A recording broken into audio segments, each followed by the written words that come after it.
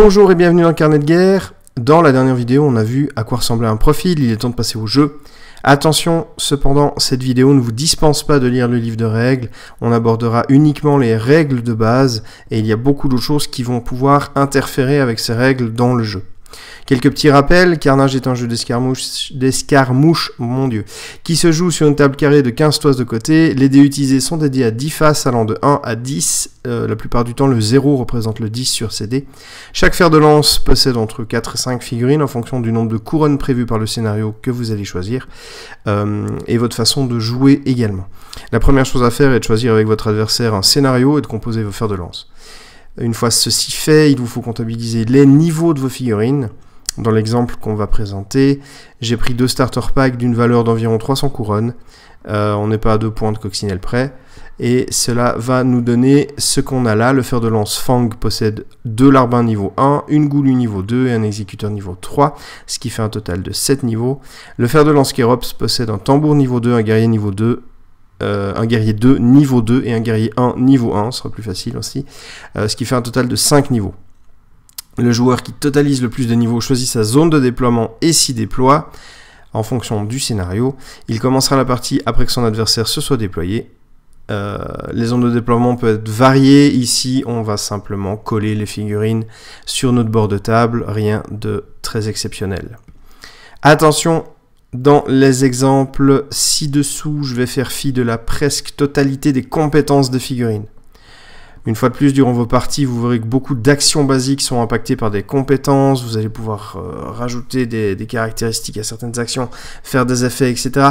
Donc, on va vraiment partir du principe qu'on va oublier la quasi-totalité des compétences des figurines du jeu et on va se concentrer sur vraiment les actions de base. Il y aura peut-être une vidéo sur les compétences, mais c'est pas sûr. Petit rappel, tant que vous avez des points d'action, vous pouvez agir. Vous pouvez choisir de tous les utiliser ou d'en garder. C'est vous qui choisissez au moment de l'activation d'une figurine. La première chose que vous allez vouloir faire, c'est certainement déplacer vos figurines. Vous remarquez qu'il n'y a pas de caractéristiques spécialement dédiées au mouvement. La distance que peut parcourir une figurine à chaque fois que vous allez choisir l'action de mouvement est déterminée par la vitesse. Le premier mouvement de chaque figurine est gratuit, il ne vous coûte pas de PA. Vous pouvez déplacer votre figurine d'autant de toises que sa caractéristique de vitesse. Vous pouvez également faire moins si vous le désirez, mais jamais plus. Si vous voulez faire plus, vous allez devoir faire plusieurs mouvements, mais j'y reviendrai après. Pour le déplacement, vous allez prendre en bord du socle de votre figurine et à l'aide d'une réglette graduée en toise, vous allez déplacer votre figurine de la distance choisie. Et les figurines voient et agissent à 360 degrés autour d'elles, donc pour l'instant il n'y a pas de notion de réorientation ou autre. Vous allez dans la direction que vous voulez. Si vous désirez faire plus que la valeur de V, comme on l'a dit avant, il vous faudra payer un mouvement supplémentaire. Le deuxième mouvement de l'activation vous coûtera 1 PA, le troisième mouvement vous coûtera 2 PA, le quatrième vous coûtera 3 PA, etc. Ça représente l'épuisement de votre figurine. Vous n'êtes pas obligé de faire vos mouvements à la suite. Vous pouvez très bien faire un mouvement, puis réaliser une action comme lire une carte, crocheter un coffre, attaquer, se gratter, etc. Puis refaire un mouvement. Quand vous estimez que votre figurine a assez agi, votre adversaire va prendre la main et active une figurine. Carnage est un jeu d'activation alternée, c'est-à-dire que vous allez activer une figurine, votre adversaire fera pareil, puis vous allez reprendre la main pour activer une nouvelle figurine, et ainsi de suite, jusqu'à ce que vous ayez chacun activé toutes vos figurines. Si vous possédez plus de figurines que votre adversaire, il est possible que vous ayez à jouer plusieurs figurines d'affilée à la fin, justement. Un tour se termine quand chaque figurine a agi, et il n'est pas possible de faire agir une figurine 2 fois dans un tour, évidemment, sauf effet de compétence ou capacité spéciale.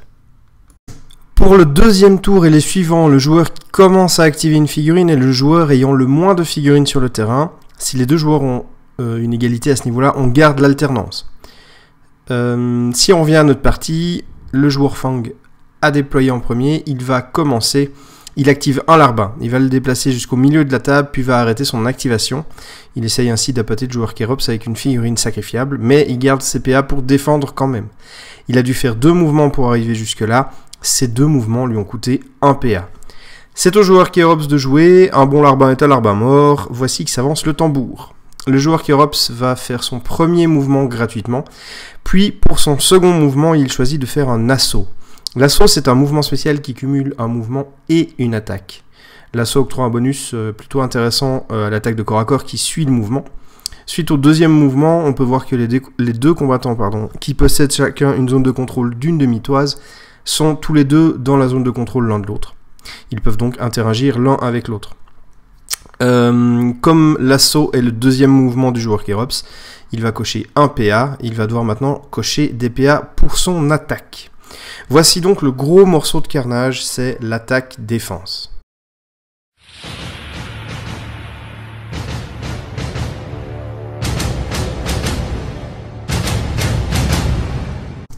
Pour rappel, lorsqu'une figurine réalise une action, elle va jeter autant de dés qu'elle possède de dés de maîtrise et elle en choisit un. Il y a deux résultats spéciaux dans le carnage. Si vous faites un 1, il s'agit d'un échec critique, vous vous êtes foiré en beauté, l'action n'a jamais eu lieu, mais les PA sont quand même dépensés. Si vous faites un 10, il s'agit d'une réussite critique. Vous pouvez prendre ce dé, le relancer et additionner le résultat au 10 précédent. S'il s'agit d'un nouveau 10, vous pouvez relancer à nouveau le dé jusqu'à ce que vous fassiez autre chose sur les dés. Et si vous en faites 25 d'affilée, votre adversaire peut vous demander de changer de dé, je pense. Si vous faites un 1 sur une relance, ce n'est pas un échec critique, on ne comptabilise juste pas le 1. Les échecs et les réussites critiques ont des influences sur certaines actions, en plus d'échouer ou d'augmenter le résultat. Revenons à l'attaque. Vous aurez remarqué qu'il n'y a pas de caractéristiques spécifiques à l'attaque. Pour faire une attaque, vous aurez la possibilité d'utiliser les caractéristiques du premier groupe, ce fameux premier groupe que j'avais fait dans la vidéo précédente. Vous aurez également le choix de la puissance de l'attaque en investissant plus ou moins de PA. Pour un PA, vous allez prendre une seule caractéristique, c'est une petite attaque. Vous allez rajouter le chiffre du dé que vous aurez choisi, du dé 10 que vous aurez lancé. La somme deviendra le seuil d'attaque qui s'opposera au seuil de défense de votre adversaire. Si votre attaque passe, vous ferez caractéristique choisie divisé par 2 dégâts arrondis au supérieur. Il n'y a aucun effet de critique si vous faites un 10 sur les dés, hormis le fait de le relancer pour augmenter le seuil d'attaque. Pour 2 PA, vous allez pouvoir choisir 2 caractéristiques, 2 différentes ou 2 fois la même, plus le résultat d'un des 10. Si votre attaque passe, vous allez choisir une des caractéristiques utilisées pour l'attaque comme dégâts. Vous pouvez également choisir une des caractéristiques utilisées durant l'attaque comme un effet. Ça peut être la même caractéristique. Ou pas, c'est vous qui choisissez. Les effets varient en fonction de la caractéristique choisie. Si vous utilisez V, vous allez pouvoir vous déplacer de V divisé par 2 tout de suite après votre attaque. Ce chiffre n'est pas arrondi au supérieur. Ce choix vous permet de sortir d'une zone de contrôle, par exemple. Si vous choisissez P, vous allez infliger plus 1 dégât. Si vous choisissez A, vous allez gagner immédiatement une petite attaque à 1 PA gratuite à réaliser tout de suite. Si vous choisissez C, vous allez pouvoir repousser votre adversaire de C divisé par 2 toises, C étant divisé par 2 mais n'étant pas arrondi. Si votre stature, alors pour C et pour le repoussage, je ne sais pas, c'est uniquement si votre stature est égale ou supérieure à celle de votre opposant. C'est très important de bien choisir ces caractéristiques pour utiliser les effets au mieux. Attention, utiliser un effet n'est jamais obligatoire. Par contre, les dégâts sont obligatoires et les effets des armes le sont également. Si vous désirez utiliser un effet, il faut le mentionner avant de jeter les dés. Si vous faites 10 sur le dé, en plus de pouvoir relancer le dé et d'augmenter le seuil, vous allez rajouter la stature aux dégâts, ce qui peut faire des dégâts quand même conséquents. Pour 3 PA, vous allez pouvoir utiliser 3 caractéristiques. Vous ne pouvez pas choisir plus de 2 fois la même. Si votre attaque passe, tout comme pour l'attaque à 2 PA, une des caractéristiques utilisées servira pour déterminer les dégâts, mais vous aurez aussi la possibilité de faire 2 effets au lieu d'un. Vous pouvez choisir les effets parmi les caractéristiques utilisées comme avant, c'est les mêmes, mais ça va être doublé. C'est-à-dire que si vous avez 2 fois V, vous allez pouvoir faire un mouvement de V complet et pas V divisé par 2. Si vous avez 2 fois P, vous allez infliger plus de dégâts. Si vous avez 2 fois A, vous allez faire 2 petites attaques à 1 PA. Et si vous utilisez C, vous allez repousser votre adversaire de la valeur complète de C, si et uniquement si votre stature est égale ou supérieure à celle de l'adversaire. Vous avez toutes les informations sur les attaques au niveau de la page 34 du livre de règles de carnage. Je vous invite, si vous l'avez, à le garder à côté de vous au cas où vous voudriez vous rafraîchir la mémoire pour ce qui va suivre. Dans le cas qui nous intéresse, le joueur Kerops va pouvoir également rajouter sa stature à son seuil d'attaque car il a fait un assaut. Il démarre à 4, plus le résultat du D10 qu'il aura choisi parmi les deux lancés, la tambour étant de niveau 2. Le joueur Kérops décide de faire une attaque moyenne avec 2 PA, il choisit de prendre 2 fois la puissance et d'utiliser donc P comme dégâts et P comme effet. Les autres effets de mouvement ne l'intéressent pas, il a comme objectif de remettre un coup après et avec les PA restants que possède le larbin, une petite attaque risque d'être trop facilement défendue. Le joueur Kérops commence donc à 14, lance 2 dés qui, pour des raisons scénaristiques, vont donner un 6 et un 10. Le joueur Kérops choisit le 10, relance son dé qui fait un magnifique 2. On ajoute donc 12 à 14 pour un total de 26. Une bien belle attaque. Le larbin n'a plus qu'à défendre. Pour la défense, eh bien, c'est passablement similaire à ce qu'on peut faire en attaque. C'est-à-dire qu'une figurine va défendre en utilisant 0, 1, 2 ou 3 PA.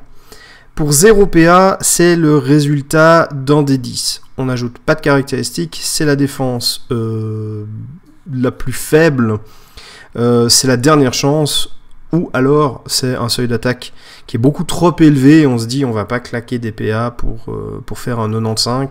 Ça ne servira pas à grand chose, on n'y arrivera de toute façon pas, donc autant le garder pour plus tard. Pour 1 PA, on prend une caractéristique plus le résultat d'un dé. Si la défense est égale ou dépasse le seuil d'attaque, l'attaque a été parée, esquivée. Bref, il n'y a pas de dégâts qui est infligé et il n'y a aucun effet de l'attaque. Il n'y a pas d'effet supplémentaire à cette défense. Pour 2 PA, on prend 2 caractéristiques, on rajoute le résultat d'un dé. Si la défense passe, le défenseur a le choix, soit il inflige la valeur d'une des caractéristiques prises pour la défense en dégâts, il esquive la claque et il en met une au passage, soit il applique les effets d'une des caractéristiques. Les effets sont les mêmes que pour l'attaque. Si par exemple on a choisi V, on peut sortir de la zone de contrôle, ce qui va devoir forcer l'adversaire à faire un mouvement pour pouvoir nous taper à nouveau. Si on prend 3 PA, on utilise 3 caractéristiques, le résultat plus le résultat d'un dé. Si la défense passe, on choisit un effet et les dégâts d'une caractéristique. Alors c'est pas forcément la même pour les effets et les dégâts, mais grosso modo c'est le bingo, vous esquivez l'attaque, vous mettez une petite tarte, et en plus vous avez la possibilité de faire derrière eh bien, les effets classiques, c'est-à-dire soit un mouvement de demi-vitesse, soit vous pouvez repousser, vous pouvez avoir également une petite attaque gratuite, ça c'est important aussi, ou alors vous pouvez simplement faire plus un dégât sur la riposte qui vous a été proposée. Il y a cependant une condition à la défense. Si vous utilisez une ou plusieurs caractéristiques, vous devez au moins en utiliser une que l'attaquant a utilisée. Dans l'exemple qu'on a ici, le joueur Kérops a utilisé 2 fois puissance. Si le larbin choisit d'utiliser ses PA pour défendre, il doit utiliser au moins une fois P pour sa défense. Et justement, le joueur Fang n'a pas très envie de se prendre les dégâts de l'attaque. Le joueur Fang va donc utiliser 3 PA pour essayer de défendre. Il est obligé d'utiliser P une fois, mais il choisit en plus d'utiliser 2 fois V, sa plus haute caractéristique. P plus V, il commence à 11, le larbin n'a qu'un seul dé de maîtrise, il jette donc le dé et garde le résultat de 6. Malheureusement, ce n'est pas assez pour éviter l'attaque du tambour, le larbin encaisse donc 5, qui est la puissance du tambour, plus 1, l'effet de P, plus 4, critique, et du coup la stature, ce qui fait un total de 10 dégâts, l'attaque fait très très mal.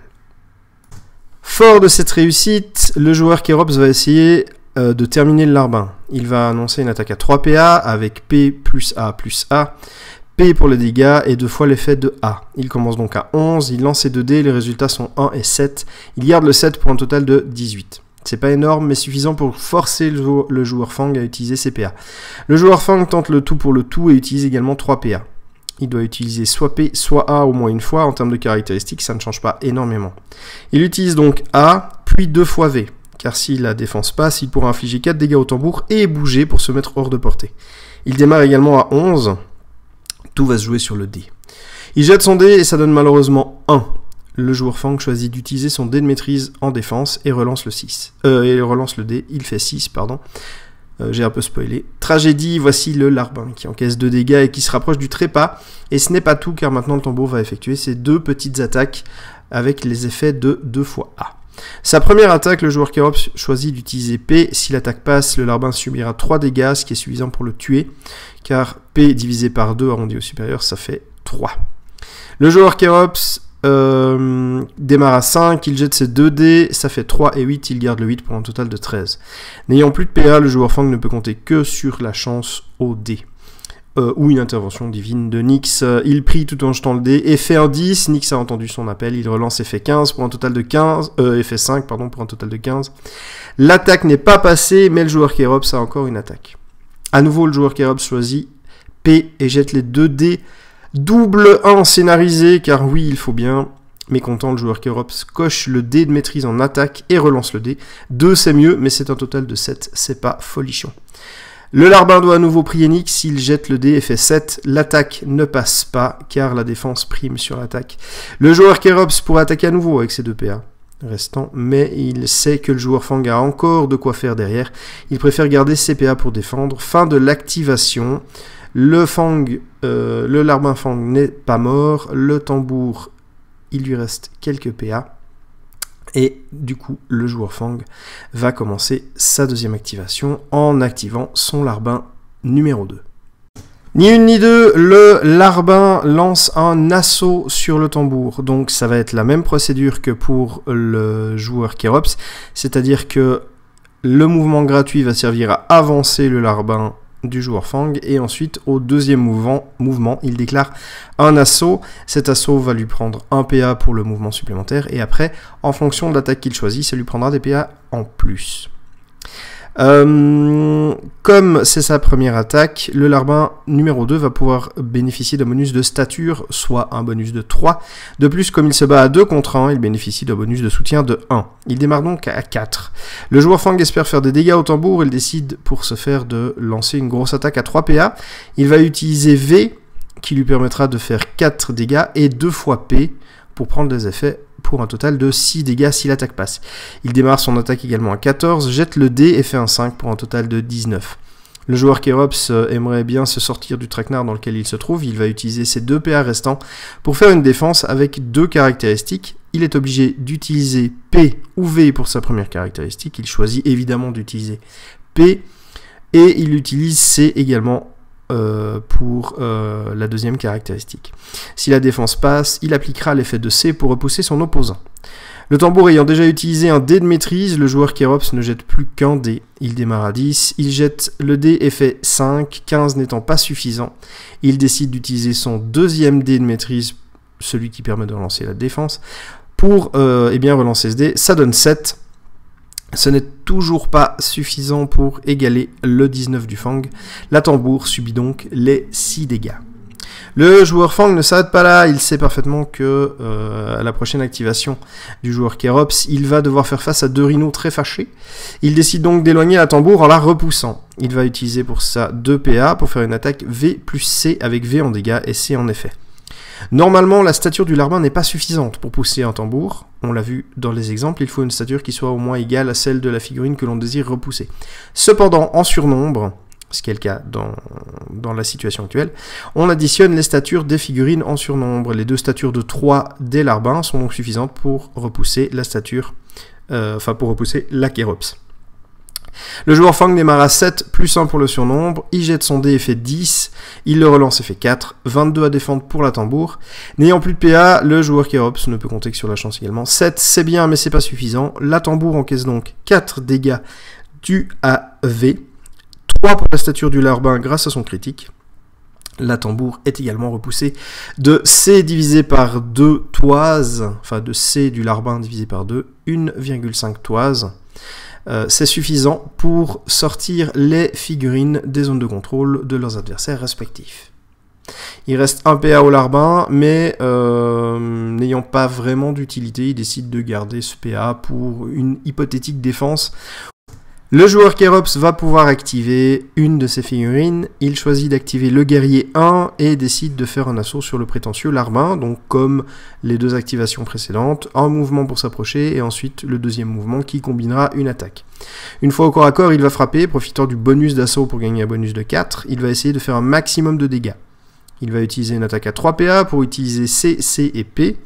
C servira pour les dégâts et les effets de P seront utilisés pour augmenter les dégâts de 1 et les effets de C seront pour repousser le larbin et provoquer des dégâts de collision. Il démarre avec un seuil d'attaque de 18, il jette son dé, car il n'en a qu'un seul, c'est un guerrier niveau 1. Il fait 3 pour un total de 21. Le Larbin-Fang n'a plus que 1 PA. Le seuil est extrêmement élevé, ça ne vaut pas tellement la peine de l'utiliser. Ce sera donc le résultat du dé. 5, ce n'est pas assez. Le Larbin subit donc 6 dégâts de l'attaque et est repoussé de 2,5 toises. Il heurte son collègue Larbin, ce qui provoque des dégâts de collision. Lorsqu'une figurine est repoussée dans un élément de décor ou une autre figurine, des dégâts supplémentaires sont appliqués. Si la figurine heurte un décor, il n'y a que la figurine qui subit les dégâts, ou alors c'est un décor amovible comme une caisse, et dans ce cas-là, je vous demanderai de vous référer au livre de règles pour comprendre comment ça fonctionne. Dans le cas qui nous intéresse ici, la figurine heurte une autre figurine. Dans ce cas-là, les deux figurines subissent des dégâts de collision, et la figurine sur le plus petit socle finit au sol. Si les deux figurines ont un socle identique, les deux figurines finissent au sol. Les dégâts de collision se montent à 1 des 5 à chaque fois. Dans le cas qui nous intéresse, eh bien, le Larbin qui a subi l'attaque subit 2 dégâts supplémentaires dus à la collision et finit au sol, car il a la même taille de socle que son collègue. Son collègue, lui, subit malheureusement 4 dégâts, ce qui est suffisant pour mettre fin à sa vie de misère, vu qu'il ne lui restait que 3 points de vie. L'attaque du guerrier Kérops aura été meurtrière, et le pire, c'est que le Larbin n'est pas sorti de la zone de contrôle du Kérops, qui va pouvoir remettre une attaque. Cependant, le joueur Kérops sait également que le gros de la troupe Fang arrive, et il décide de garder ses 3 PA restants. Voilà pour l'attaque-défense sur les attaques au corps à corps. J'espère que cette vidéo vous aura permis de mieux comprendre les mécaniques d'attaque et de défense. Dans la prochaine vidéo, on va plus parler des attaques de tir et également de la magie, qui sont deux aspects très importants du jeu. J'espère que vous avez apprécié cette vidéo, j'espère qu'elle vous aura peut-être permis d'éclaircir certains points de règle.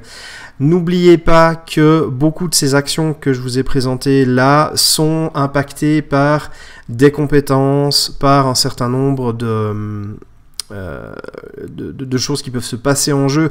Également, on n'avait aucun décor sur la table de jeu enfin, j'ai mis aucun décor sur cette table de jeu pour justement permettre de vraiment se focaliser sur les règles de base. Donc il y a beaucoup de choses qui peuvent venir se rajouter à ces règles-là, mais si vous maîtrisez déjà ça, vous maîtrisez déjà une bonne partie du jeu et vous allez pouvoir avancer extrêmement vite. J'espère que cette vidéo vous a plu. Normalement, je devrais la poster le 24 décembre, donc j'en profite pour vous souhaiter un joyeux Noël à ceux qui fêtent Noël. Profitez des instants que vous passez avec vos amis, votre famille. Demain matin, ouvrez vos cadeaux, soyez heureux et ravis de recevoir des merveilleux starters ou des figurines. Bref, vous savez un peu comment ça se passe, vous avez l'habitude. Je vous fais plein de bisous et d'ici à la prochaine, eh bien, que les dés soient avec vous.